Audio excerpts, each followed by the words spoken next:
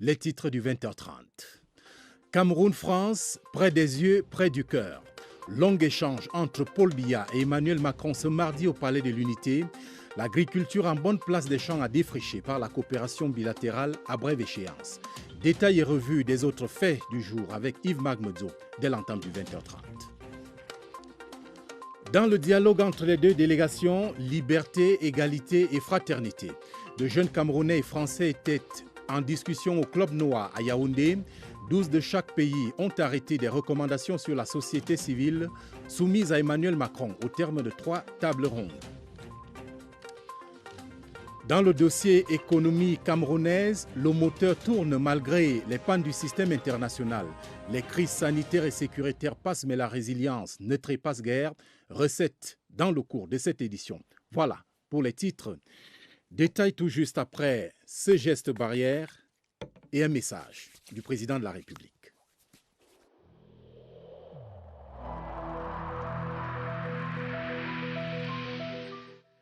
La stratégie des ripostes que le gouvernement met en œuvre produit des résultats fort appréciables. Depuis 2 ans, elle a permis de sauver des vies et de limiter l'expansion du Covid-19 dans notre pays. Elle doit donc se poursuivre et au besoin s'améliorer afin de mieux s'adapter aux mutations de ces virus pernicieux.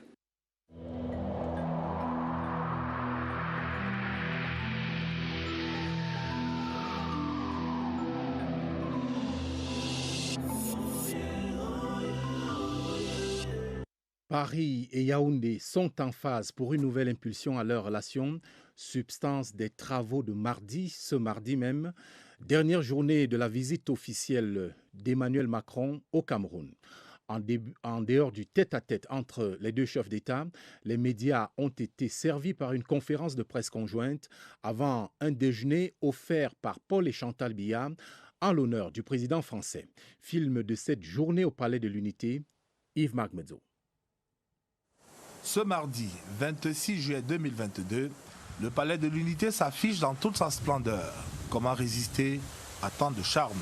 Arrivé la veille en terre camerounaise, à l'entame d'une visite officielle de 48 heures, le président de la République française, Emmanuel Macron, prend la direction du palais présidentiel, sur le trajet duquel il ne va pas manquer de se laisser gagner par la fièvre de la convivialité à la camerounaise.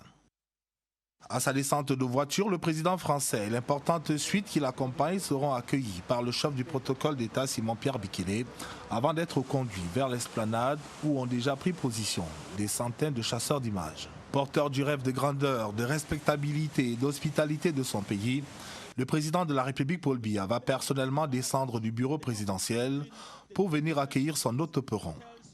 Les retrouvailles entre Paul Biya et Emmanuel Macron seront chaleureuses et l'ambiance bon enfant.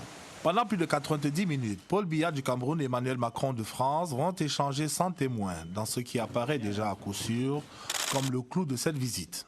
Pendant ce temps, une ambiance à la fois studieuse et décontractée est observée dans toutes les autres pièces du 3e étage du Palais de l'Unité.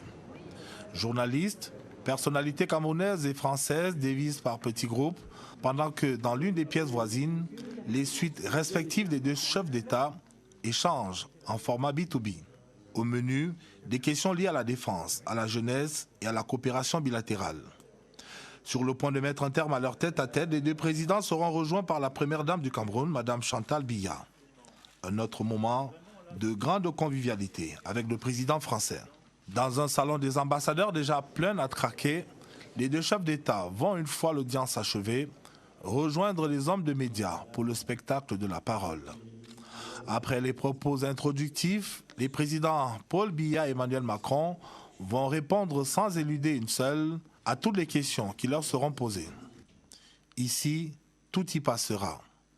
Le jeu des puissances dans la guerre en Ukraine et les répercussions sur le continent africain, l'alternance au Cameroun, mais aussi les acquis et défis de la relation entre Paris et Yaoundé. À l'issue de l'exercice, les deux présidents et quelques personnalités triées sur le volet vont se retrouver pour un déjeuner offert par le couple présidentiel.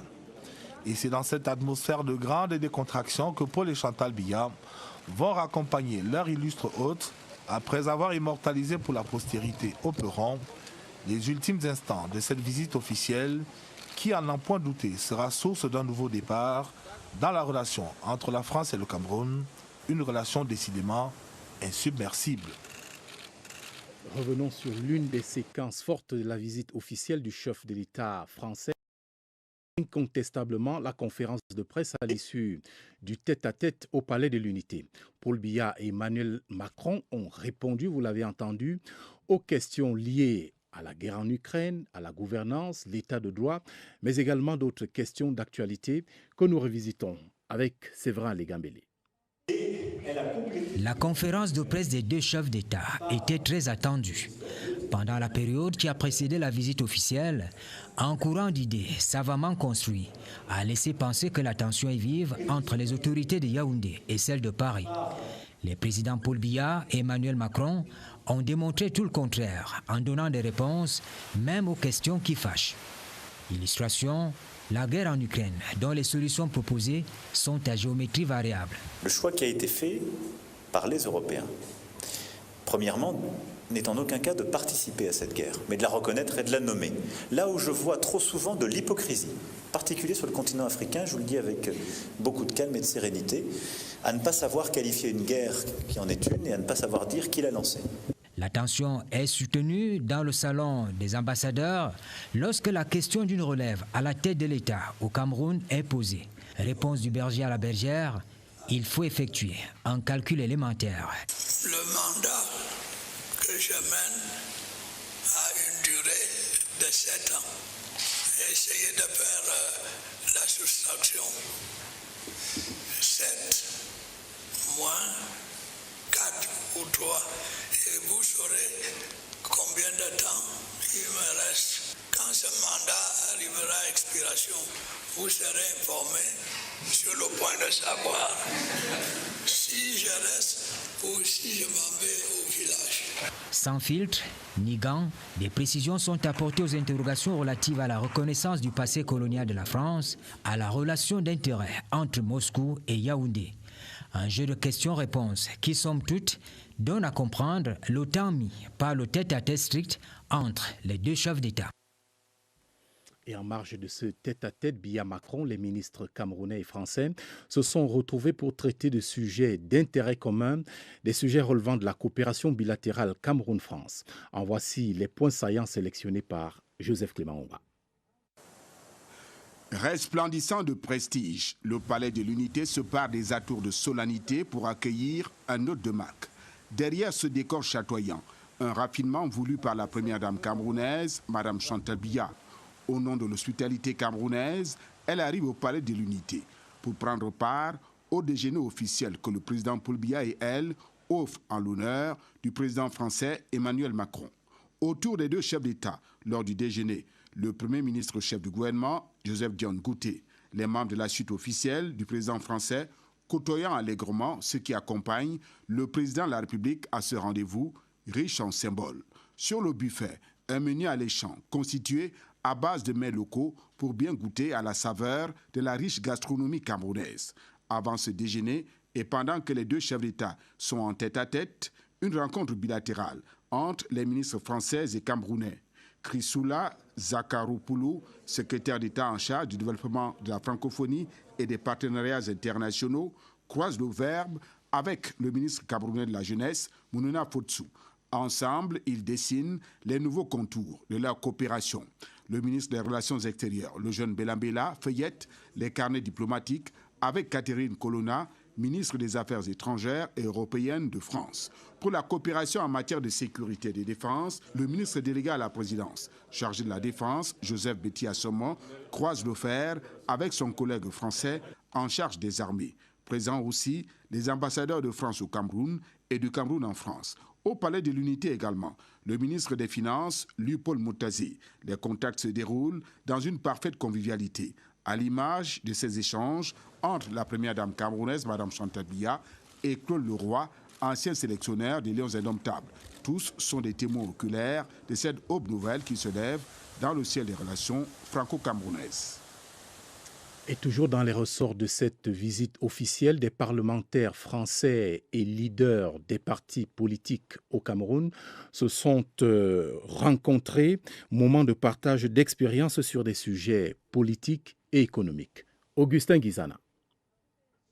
C'est à l'Institut français du Cameroun, lieu mythique de la relation Cameroun-France, qu'ils se sont rencontrés. La classe politique camerounaise, représentée au Parlement ou non, a trouvé un moment d'échange avec des parlementaires français en marge de la visite du président français Emmanuel Macron au Cameroun.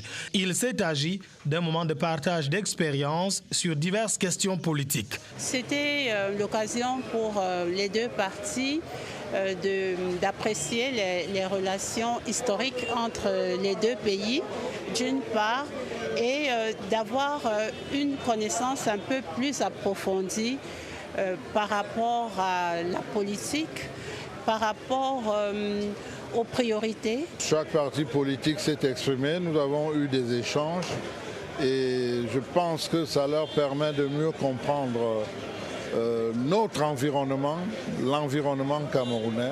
Nous avons aussi évoqué la question sécuritaire, surtout la crise dans les deux régions anglophones, parce qu'il faut le dire, ces deux régions anglophones, le SDF est né à Bamenda, le SDF social à Bamenda, et le SDF souffre de cette crise énormément. Le système électoral a été l'un des points d'achoppement. Nous avons abordé le sujet sur le code électoral, surtout qu'il faut le dire, il y a depuis un certain temps cette partie de l'opposition camerounaise qui travaille ensemble pour un code électoral consensuel. L'œuvre humaine n'est jamais parfaite, donc tout est à parfaire, mais nous avons aujourd'hui un code électoral qui garantit la transparence de l'élection. Et pour une élection, le RDPC estime que ce qui est fondamental, c'est la transparence. Elle est garantie aujourd'hui. Les élus français sont aussi rentrés avec des préoccupations des leaders politiques camerounais, notamment sur des questions économiques. Nous avons notamment discuté des articles 9 et 2 de la Convention de coopération monétaire qui nous lie. Et nous en avons parlé relativement à la nécessité pour notre partenaire français de tenir son engagement dans le cadre de leurs transactions commerciales internationales, qu'elle leur assure la convertibilité. C'était en somme une rencontre politique fructueuse à en croire la classe politique camerounaise.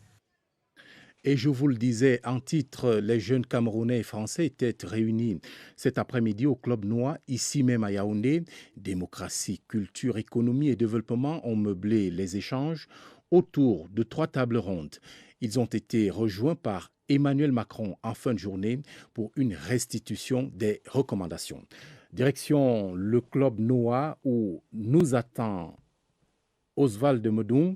Oswald, bonsoir. Que faut-il finalement retenir et où en sont rendues les activités à l'heure qu'il est?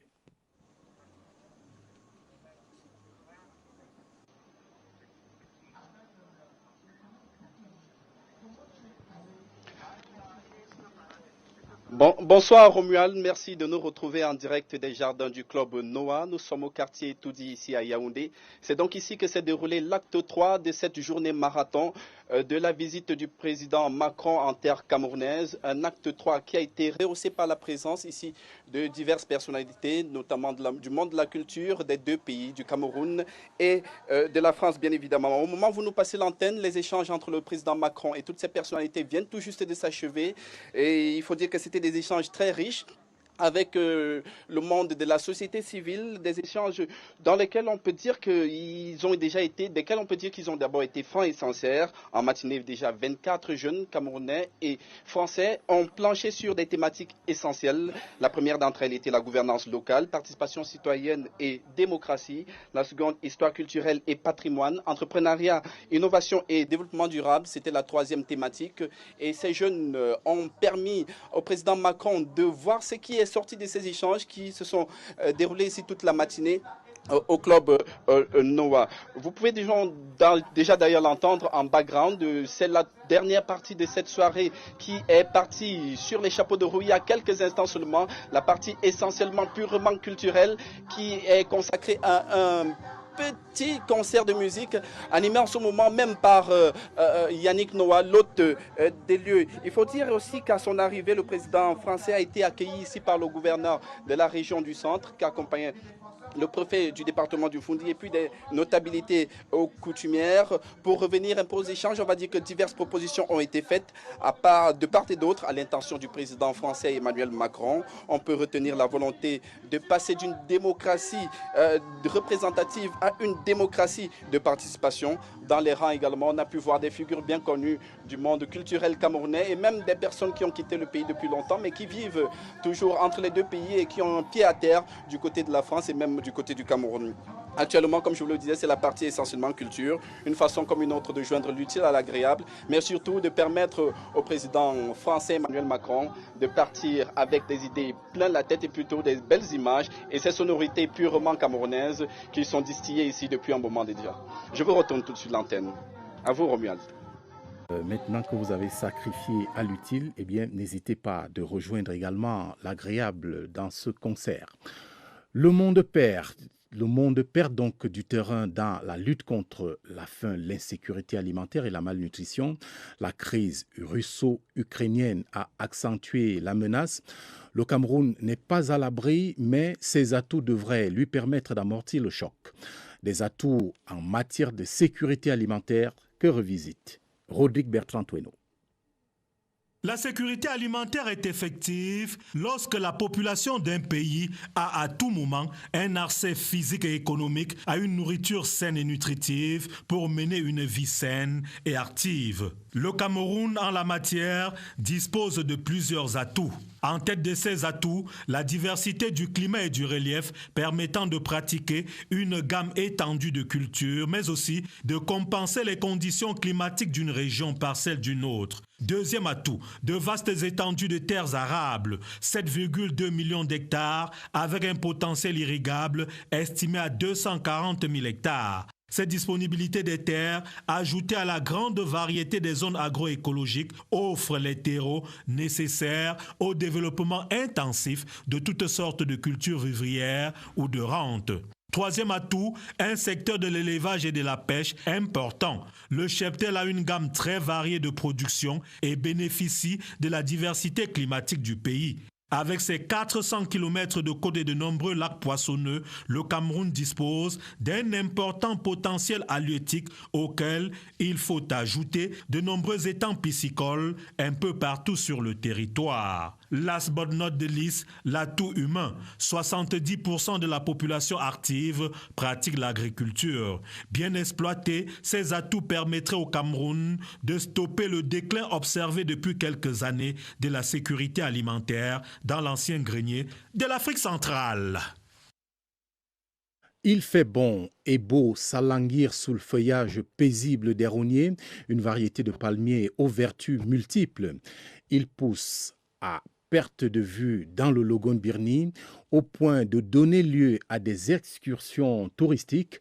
Abakar Brahim, maire de cette commune de la région de l'extrême nord, eh bien, invite à la visite des vastes étendues de rogniers qui embellissent sa municipalité. Malmoussa le Doublez. C'est le début d'une aventure pittoresque dans la vallée du Logone. Un paysage dominé par les rogniers, des palmiers disposés comme si une main humaine est passée par là et qui prennent le dessus sur les autres espèces d'arbres. Logone Birni, une roseraie singulière dans la région de l'extrême nord, des borassus de 10 mètres de hauteur qui font la beauté de cette unité administrative du département du Logone-Chari et la fierté de sa population. Les rogniers que vous voyez partout, c'est une richesse. Nous avons des spécialistes qui construisent avec ces feuilles où aucune goutte d'eau ne tombe, où aucun soleil ne traverse. Le boras, c'est d'abord ses fruits jaunâtres et comestibles. Ici, à certains endroits, pas un mètre carré sans un rognier, un paysage de rêve à visiter absolument. Il y a un endroit où il y a toute une forêt. Et quand vous allez découvrir cette forêt, c'est aligné et c'est des milliers et des milliers d'arbres de rogniers. Nous allons inviter les touristes à venir découvrir ces arbres. Il Il reste à mettre les moyens pour transformer cette ronneraie dont la nature a gratifié l'arrondissement de Logon-Birni. Une destination à visiter par ces temps de vacances. Dans le dossier de la rédaction, une économie camerounaise toujours debout, et ce malgré la conjoncture internationale défavorable. Même la fluctuation des cours du baril du pétrole n'y fait rien. La relance au travers des ressources non pétrolières et la poursuite des investissements maintiennent en marche le train de l'économie nationale. Marie-Laurence Key. En raison de ses abondantes ressources naturelles, le Cameroun possède une économie diversifiée comparée à celle d'autres pays exportateurs de pétrole. On retrouve dans le pays les activités variées, notamment dans les secteurs forestiers et agricoles, les hydrocarbures, l'industrie. Il faut donc moderniser notre agriculture. Il faut intégrer l'agriculture à l'élevage. Il faut maintenant aller dans le sens de la modernisation de l'emballage. Le secteur primaire contribue à 17,4% du produit intérieur brut et emploie près de 43% de la population active. L'agriculture est le principal moteur économique du pays. Et le pays possède des variétés de bois de grande valeur. Outre le gaz et le pétrole, les ressources du Cameroun comprennent le minerai de bauxite et le fer. La production du gaz naturel liquéfié devrait compenser la baisse progressive de la production du pétrole brut. Le secteur secondaire représente quant à lui 23,3% du PIB. Les principales industries sont l'agroalimentaire, le textile. Pour ce qui est du tertiaire, il représente 52% du PIB et emploie 42% de la population active. Elle bénéficie de l'activité créée autour des projets énergétiques. Le secteur des services est en plein essor, tiré par les télécommunications et le transport. Et face à l'adversité économique du fait des nombreuses crises, la population se montre tout simplement courageuse et inventive. Ses voies de recours se nomment solidarité et débrouillardise pour multiplier les sources de revenus. Franck Evina. C'est une résilience à toute épreuve dont font preuve les Camerounais. Des crises les unes plus rudes que les autres ont perturbé leur quotidien, mais jamais ils ne se sont laissés abattre. Alors que le Covid-19 faisait des ravages dans le monde, non sans ébranler les modes de vie et les interactions sociales, le peuple a fait montre de responsabilité dans l'observance des mesures imposées par la riposte nationale. Mais comme un malheur ne vient jamais seul, alors que les Camerounais commençaient à oublier le mauvais vent de la pandémie, voilà que vint la spirale inflationniste. Si on mange 2 fois par jour, on est obligé de réduire 1 fois par jour, donc on fait avec. Quand je gagne 500, le transport est là, donc je calcule. Dans les 500, j'ai 350 sur le régime de plancton. Plus que jamais auparavant, l'heure est au système D et à la diversification des sources de revenus. Puisque j'habite le quartier Nyom, qui est encore un quartier frais. Un voisin qui m'a dit, je vois un local de terre, je peux prospecter comme j'ai des amis, comme j'ai aussi des frères qui ont les mêmes besoins que moi. Je peux avoir 5 francs pour nourrir ma famille et je vais ici passer la journée. Face à ce pouvoir d'achat en danger, les populations se serrent la ceinture et les coudes, avec l'espoir d'un retour à la normale. Les commissions de l'Organisation africaine des institutions supérieures de contrôle étaient en conclave à Douala. La réunion s'est tenue en présence de la secrétaire générale de l'organisation, Rose Mbacha, ministre déléguée à la présidence chargée du contrôle supérieur de l'État, et du premier président de la Cour des comptes du Sénégal, Mamadou Faye. El Satok.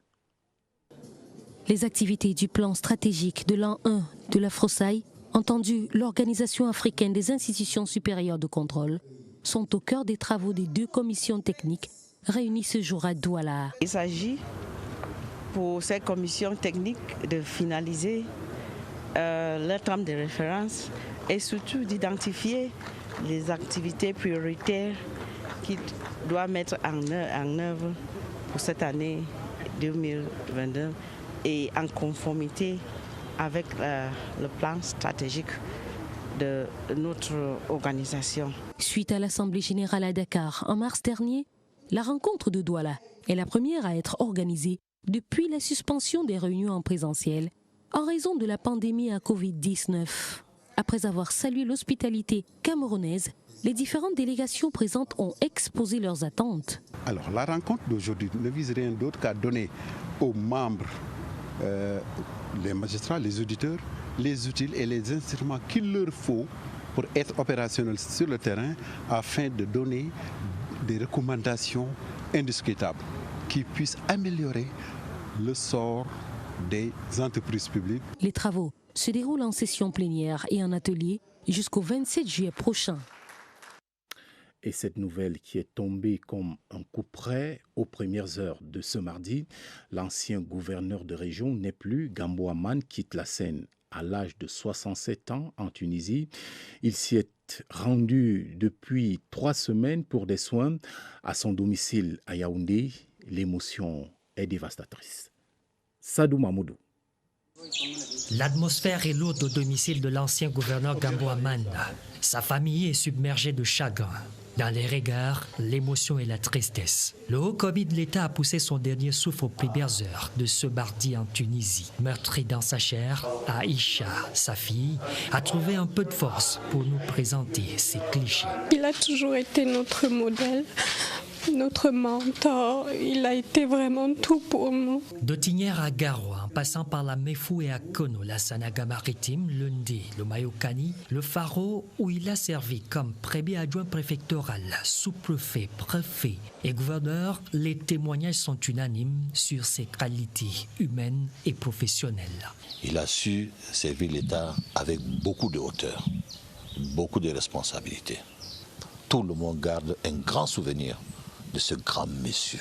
Dans sa vie associative, Gambo Hamane occupait les fonctions de président de l'association des voûtés de Tibati, résidente à Yaoundé. Sa dépouille est attendue au Cameroun ce jeudi. La prière mortuaire de l'ancien haut commis de l'État aura lieu le vendredi, suivie de l'inhumation dans la pure tradition musulmane. Un mot en sport avec les Jeux du Commonwealth qui s'ouvrent ce jeudi à Birmingham, en Grande-Bretagne. Le Cameroun a été célébré lors de la cérémonie de présentation des athlètes et des encadreurs au village de l'événement. Le pays est en compétition dans 10 disciplines sportives. Samuel Biong. 20 ans après l'exploit historique, 9 médailles d'or obtenues aux Jeux du Commonwealth en 2002 à Manchester, le Cameroun est de retour en Grande-Bretagne avec une délégation ambitieuse, mieux préparée et prête à la conquête des podiums. C'est une charge assez lourde parce que c'est la première fois qu'on me sélectionne comme porte-étendard et pour moi, c'est un honneur tout d'abord.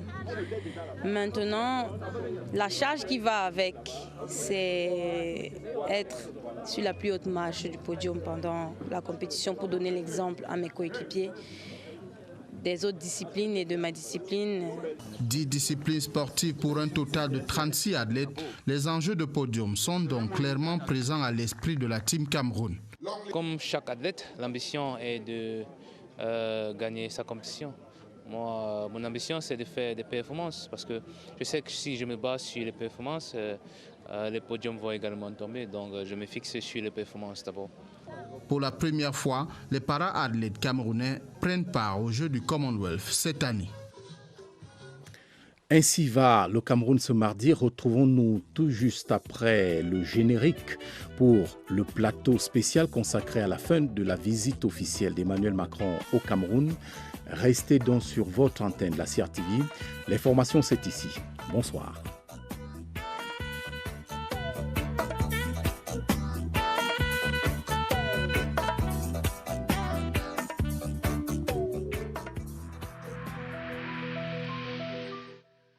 En combinant le respect des mesures barrières à la vaccination, nous parviendrons à briser la chaîne de contamination de ce virus et à retrouver plus rapidement une vie normale.